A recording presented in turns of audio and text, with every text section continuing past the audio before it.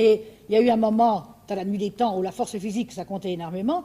Les plus forts se sont appropriés les droits, le pouvoir, de manière à avoir également de la prééminence économique, grossièrement, pour être ceux qui seraient toujours sûrs de manger. Elles sont elles-mêmes filles de la femme, et elles entretiennent cette tradition.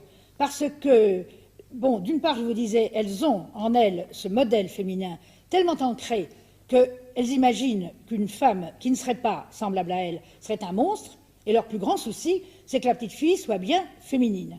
Ce sont donc elles, en effet. Mais cela, c'est en même temps sous la pression, bien entendu, des hommes. C'est parce que c'est l'ensemble des hommes qui a enseigné à l'ensemble des femmes à se considérer comme dépendantes, passives, soumises, effacées, etc., etc.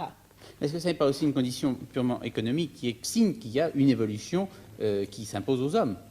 Oui, mais elles y répondent par la mystification.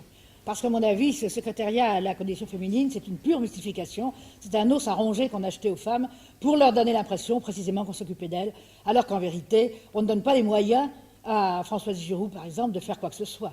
Elle n'a pas de budget, elle n'a pas d'argent. Tout ce qu'elle peut faire, c'est de timides propositions qu'elle fera aux hommes et qui ne prendront de force que si les relations plus lucides, un peu plus difficiles, un peu plus exigeantes sur certains plans, permettraient d'échapper à cette chose affreuse qu'est la scène de ménage.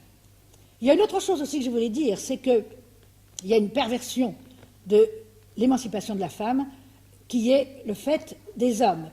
C'est-à-dire que, dans une certaine mesure, ils prétendent en bénéficier. Et ça aussi, ça se retourne contre les femmes. Maintenant qu'il y a la contraception, maintenant qu'il y a en partie l'avortement, maintenant que les femmes refusent les tabous sexuels et se disent, en tout cas une grande partie d'entre elles, sexuellement libres, les hommes en profitent pour leur imposer, pour ainsi dire, de coucher avec eux, en leur disant, mais comment, voyons, il n'y a aucune raison pour... C'est pourquoi les viols, je crois, sont beaucoup plus fréquents aujourd'hui qu'autrefois, ou ces brutalités dont je vous parlais, qui peuvent s'exercer même dans la rue. Mais comment, voyons, pourquoi tu n'es pas vraiment une femme libre si tu ne veux pas coucher avec moi, puisque tu es libre ou tu ne l'es pas. Mais la liberté, ce n'est pas forcément de coucher avec tout le monde, loin de là. Alors, il y a là un abus aussi du côté des